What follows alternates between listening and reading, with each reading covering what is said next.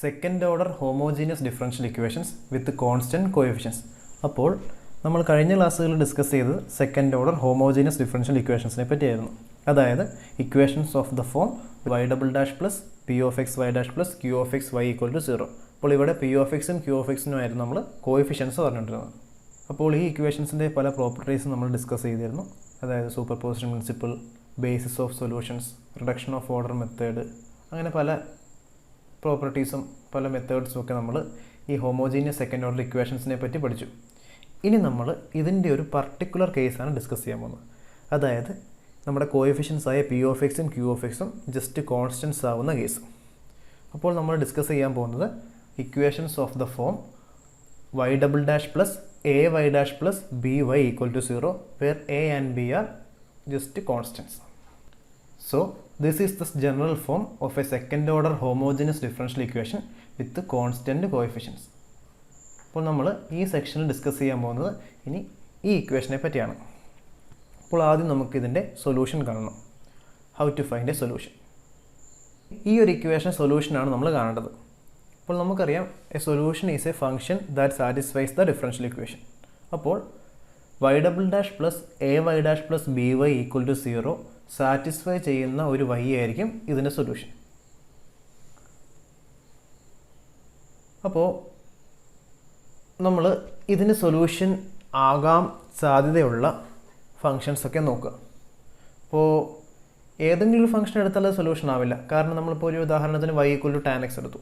y equal to tan x എടുത്താൽ y dash equal to sec square x ആയിരിക്കും, y double dash equal to 2 sec x tan x ആയിരിക്കും. അപ്പോൾ നമുക്ക് ഈ sum ചെയ്താൽ y double dash plus a y dash plus b y sum ചെയ്താൽ ഒരിക്കലും 0 കിട്ടില്ല. അപ്പോൾ y double dash plus a y dash plus b y 0 ആവുന്ന തരത്തിലുള്ള ഒരു y കണ്ടുപിടിക്കണം. അതായത് വൈയുടെയും വൈ ഡാഷിൻ്റെയും വൈ ഡബിൾ ഡാഷിൻ്റെയും ഒക്കെ സെയിം ഫോം ആയിരിക്കണം. അങ്ങനെ വരണമെങ്കിൽ അതൊരു എക്സ്പോണൻഷ്യൽ ഫംഗ്ഷൻ ആണെങ്കിലേ പറ്റുള്ളൂ. എക്സ്പോണൻഷ്യൽ ഫംഗ്ഷൻ ആണെങ്കിൽ മാത്രമേ വൈക്കും വൈ ഡാഷിനും വൈ ഡബിൾ ഡാഷിനും ഒരു സെയിം ഫോം കിട്ടുള്ളൂ. സോ നമ്മൾ ഇതിൻ്റെ സൊല്യൂഷൻ ഒരു എക്സ്പോണൻഷ്യൽ ഫംഗ്ഷൻ ആണെന്ന് കൺക്ലൂഡ് ചെയ്യുകയാണ്. Let y equal to e raise to m x be a solution. അപ്പോൾ y equal to e raise to m x ആണെങ്കിൽ y dash equal to m e raise to m x, y double dash equal to m into m e raise to m x, that is m square e raise to m x. ഇനി y equal to e raise to m x സൊല്യൂഷനാണ്. So it satisfies the equation y double dash plus a y dash plus b y equal to 0. Therefore m square e raised to mx plus am e raised to mx plus b e raised to mx equal to 0. നമ്മൾ e raised to mx common എടുക്കുന്നു.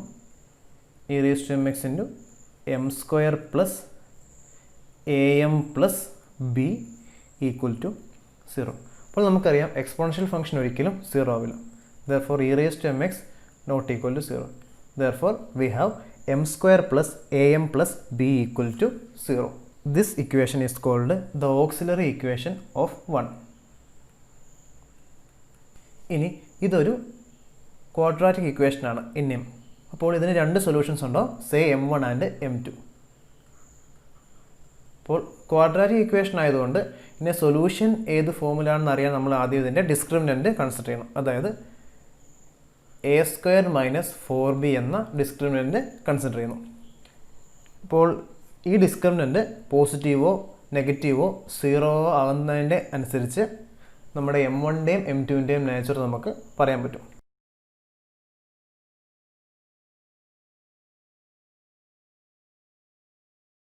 അപ്പോൾ case 1 നോക്കാം. Case 1 അതായത് discriminant positive a square minus 4b greater than 0. ഈ കേസിൽ roots എന്തായിരിക്കും, real and distinct roots ആയിരിക്കും. That is m1 and m2 are real and distinct. ഈ കേസിൽ സൊല്യൂഷൻ വരുന്നത് y of x equal to c1 e raise to m1 x plus c2 e raise to m2 x, where c1 and c2 are constants. ഇനി അടുത്ത case വരുന്നത് discriminant 0 ആവുന്ന case, case 2.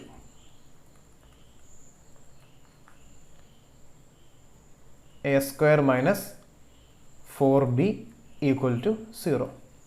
ഈ കേസിൽ Roots m1 and m2 equal roots ആയിരിക്കും അല്ലെങ്കിൽ repeating roots ആയിരിക്കും. That is m1 and m2 are real and equal. Say m1 equal to m2 equal to m.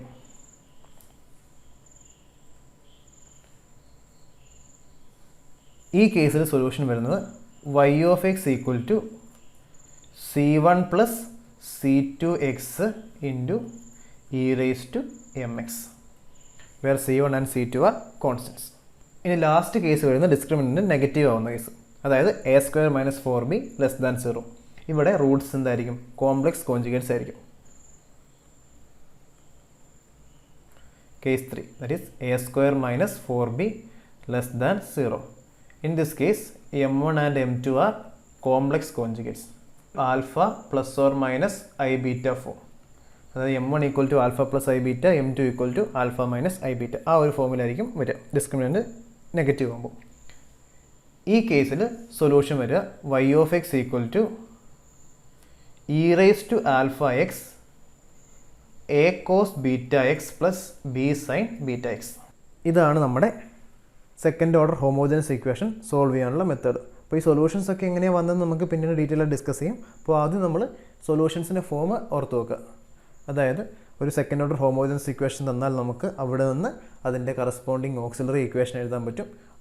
Auxiliary ഇക്വേഷൻസിൻ്റെ റൂട്ട്സ് m1 ആൻഡ് m2. അപ്പോൾ ആ discriminant a square minus 4bയുടെ nature അനുസരിച്ച് നമ്മുടെ roots m1 m2 change ചെയ്തുകൊണ്ടിരിക്കും. അപ്പോൾ ഡിസ്ക്രിമിനൻ്റ് positive ആണെങ്കിൽ റൂട്ട്സ് എപ്പോഴും റിയൽ ആൻഡ് ഡിസ്റ്റിങ്ക്റ്റ് ആയിരിക്കും. ആ കേസിൽ solution y of x equal to c1 e raise to m1x plus c2 e raise to m2x ആയിരിക്കും. ഇനി ഡിസ്ക്രിമിനൻ്റ് 0 ആണെങ്കിൽ നമ്മുടെ roots real and equal roots ആയിരിക്കും. That is repeating Roots. So ഒരു m1 equal to m2 equal to m ആയിരിക്കും. ഈ കേസിൽ solution വരിക y of x equal to c1 plus c2x e raise to mx. ഇനി final case എന്ന് പറഞ്ഞാൽ discriminant less than 0 negative. ആ കേസിൽ റൂട്ട്സ് എപ്പോഴും കോംപ്ലക്സ് കോൺജുഗേറ്റ്സ് ആയിരിക്കും. ഒരു alpha plus or minus i beta form. ആ കേസിൽ സൊല്യൂഷൻ എന്താണ്? y of x equal to e raise to alpha x into a cos beta x plus b sine beta X.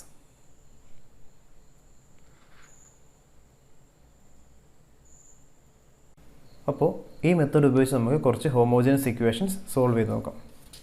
First question, solve y double dash minus 16y equal to 0. Solution. അപ്പോൾ നമ്മുടെ standard ഫോമായിട്ട് compare ചെയ്യുമ്പോൾ നമുക്ക് കിട്ടും a equal to 0 and b equal to minus 16. അപ്പോൾ auxiliary equation is m square plus am plus b equal to 0. That is m square minus 16 equal to 0. Therefore m square equal to 16, therefore m equal to plus or minus 4, therefore m1 equal to 4, m2 equal to minus 4. അപ്പോൾ നമുക്ക് real and distinct Roots ആണ് കിട്ടിയത്. അപ്പോൾ real and distinct roots ആയതുകൊണ്ട് solution എന്തായിരിക്കും? First form ആയിരിക്കും y of x equal to c1 e raise to m1x plus c2 e raise to m2x. therefore solution is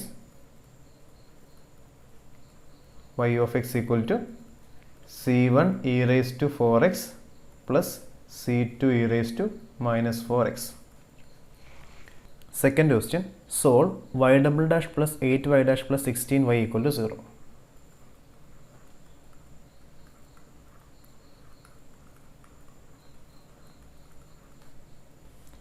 Solution.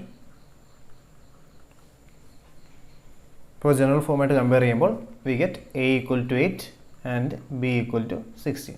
Therefore auxiliary equation is m square plus 8m plus 16 equal to 0. Therefore m equal to, solve here, minus 8 plus or minus root of 8 square minus 4 into 16 divided by 2 into 1.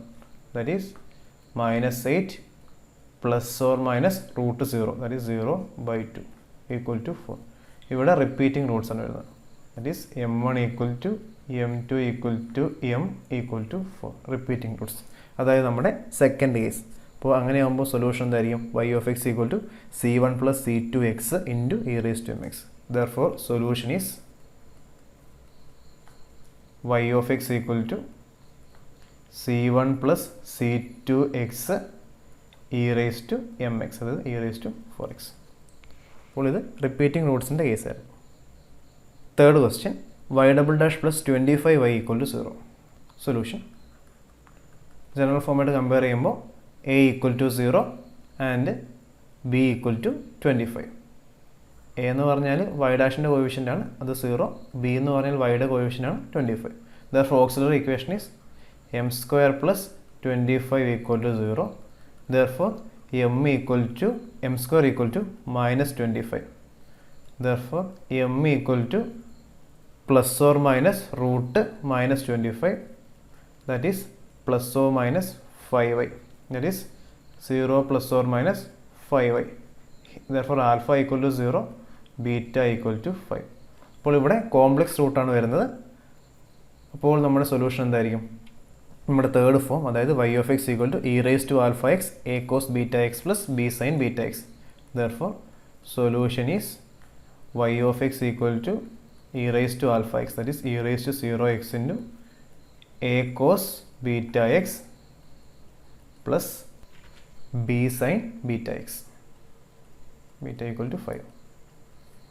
That is y of x equal to a cos 5x plus b sin 5x. This is the solution. Fourth question, solve 2y double dash plus 10y dash plus 25y equal to 0. അപ്പോൾ ഇങ്ങനത്തെ question ശ്രദ്ധിക്കണം. ഇവിടെ Y ഡാഷിൻ്റെ coefficient 1 അല്ല, standard ഫോമിൽ Y ഡാഷിൻ്റെ coefficient 1 ആയിരുന്നു. അപ്പോൾ നമ്മൾ ഇങ്ങനെ ഒരു ക്വസ്റ്റ്യൻ തന്നാൽ ആദ്യം ഇതിനെ സ്റ്റാൻഡേർഡ് ഫോമിലേക്ക് മാറ്റണം. ആൻസർ, അപ്പോൾ നമ്മൾ ആദ്യം ഇതിനെ സ്റ്റാൻഡേർഡ് ഫോമിലേക്ക് മാറ്റാൻ എന്ത് ചെയ്യുക? Dividing by 2. So y double dash plus 5y dash plus 25 by 2 y equal to 0. ഇപ്പോൾ ഇത് സ്റ്റാൻഡേർഡ് ഫോമായി. ഇനി കമ്പയർ ചെയ്യുമ്പോൾ നമുക്ക് എന്ത് കിട്ടും? a equal to 5, b equal to 25 by 2.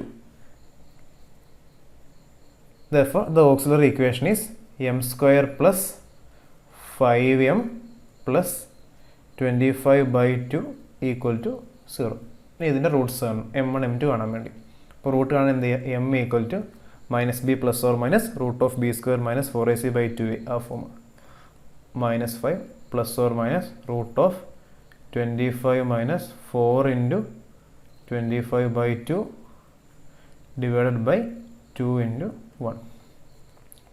That is minus 5 plus or minus root of 25 minus 50 divided by 2.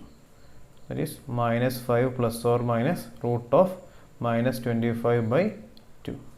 That is minus 5 plus or minus root minus 25 is 5i divided by 2. That is minus 5 by 2 plus or minus 5 by 2i. So this is complex roots. With alpha plus or minus I beta form ആണ്. Alpha equal to minus 5 by 2, beta equal to 5 by 2. അപ്പോൾ solution എന്തായിരിക്കും? നമ്മുടെ third form y of x equal to e raised to alpha x a cos beta x plus b sin beta x. Therefore solution is y of x equal to e raised to minus 5 by 2x a cos 5 by 2x plus b sin 5 by 2x. ഇനി നമുക്ക് ഒരു initial value problem കൂടി discuss ചെയ്യാം.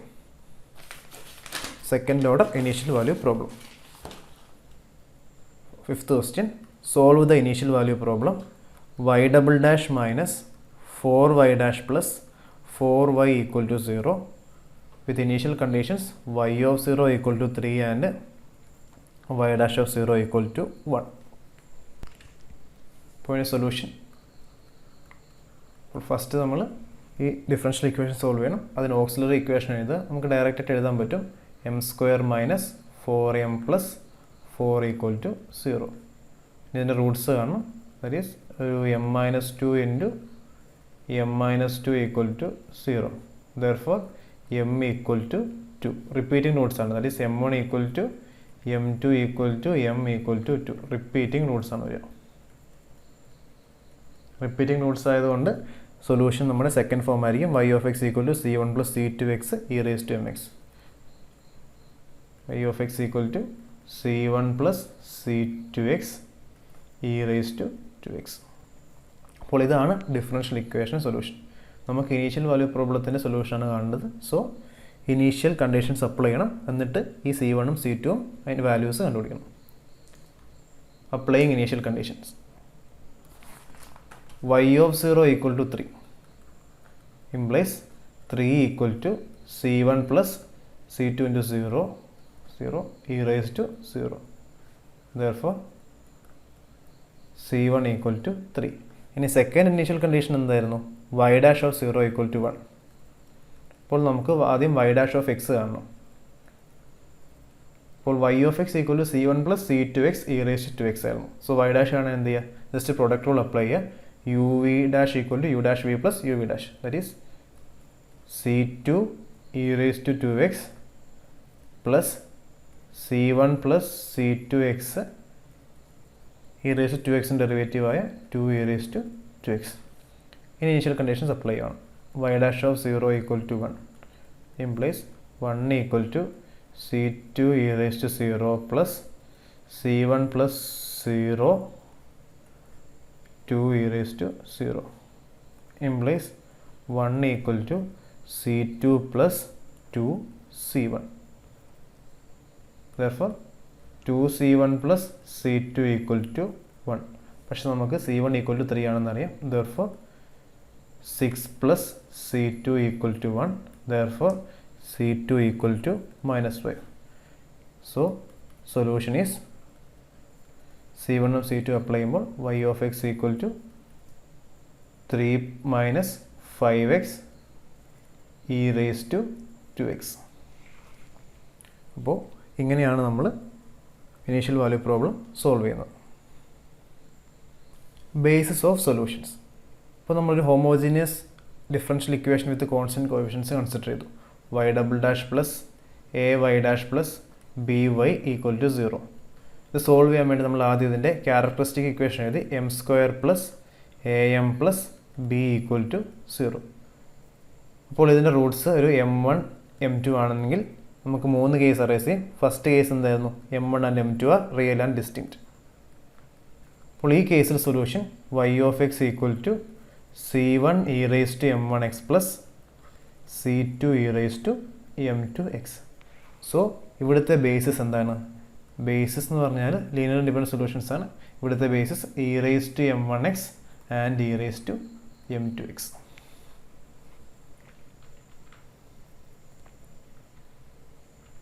ഇനി second case നമ്മൾ discuss ചെയ്ത് M1ഉം M2ഉം repeating roots, that is M1 equal to M2 equal to M, repeating roots. അപ്പോൾ ഈ കേസിൽ നമുക്ക് സൊല്യൂഷൻ കിട്ടിയത് y of x equal to C1 plus C2x e raised to mx.